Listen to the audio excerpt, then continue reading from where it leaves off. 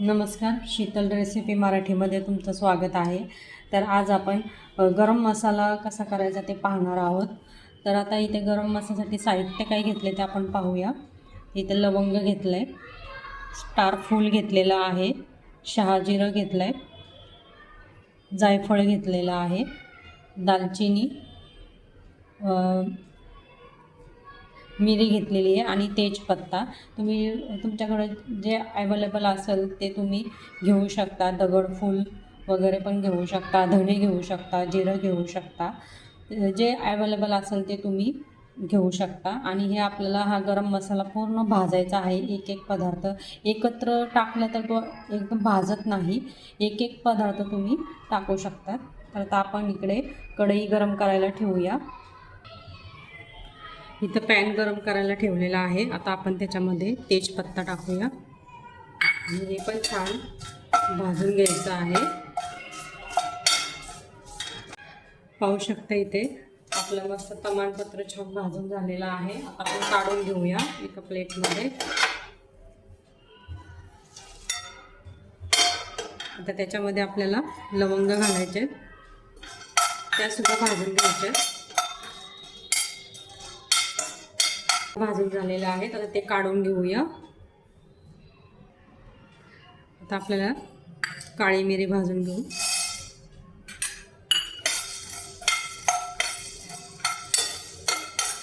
आहे ते काढून घेऊया. आता त्याच्यामध्ये आपल्याला दालचिनीचे तुकडे टाकणार आहोत. ते पण छान भाजून घ्यायचे.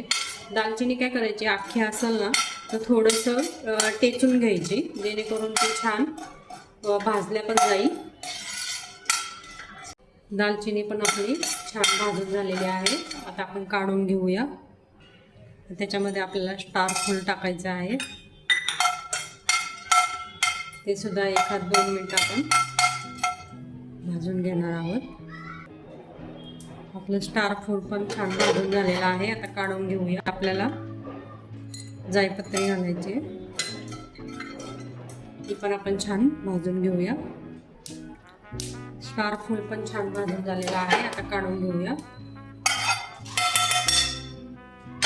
तर त्याच्यामध्ये आपल्याला शहाजिरं घालायचे, ते सुद्धा भाजून घेऊया.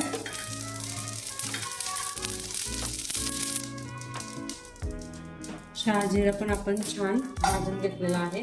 आपण गॅस बंद करूया, काही काढून घेऊया.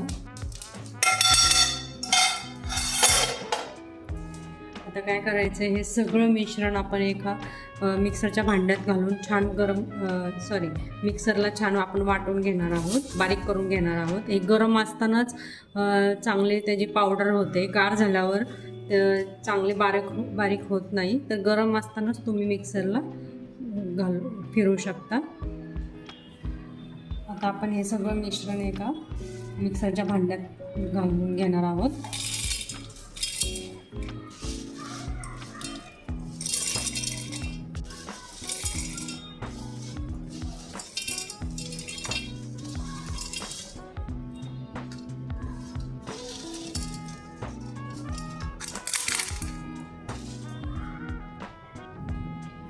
आपण आता मिक्सरच्या भांड्यामध्ये काढून घेतलेला आहे. आता हे छान आपण बारीक करून घेणार आहोत.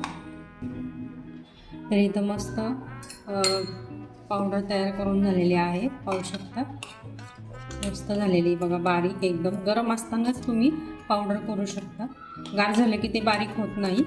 तर आपण एका ह्याच्यात काढून घेऊया. एकदम अशी छान बारीक झाली आहे. मस्त वास पण येतो.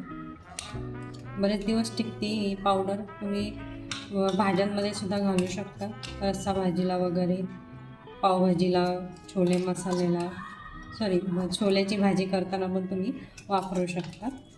अशा पद्धतीने मस्त आपली गरम मसाला रेडी झालेला आहे. अशा पद्धतीने आपला मस्त घरगुती गरम मसाला रेडी झालेला आहे. तर तुम्ही छोल्याच्या भाजीमध्ये सुद्धा घालू शकता, चिकन मटनच्या ह्याच्यामध्ये पण तुम्ही वापरू शकता भाजीला. रोजच्या भाज्यांना पण सुद्धा तुम्ही गरम मसाला थोडा थोडा वापरू शकता. तर अशा पद्धतीने आपली ही गरम मसाल्याची रेसिपी झालेली आहे. चॅनलला सबस्क्राईब केलं नसेल तर नक्की सबस्क्राईब करा. रेसिपी आवडली असल्यास लाईक करा, शेअर करा, सबस्क्राईब करा. धन्यवाद.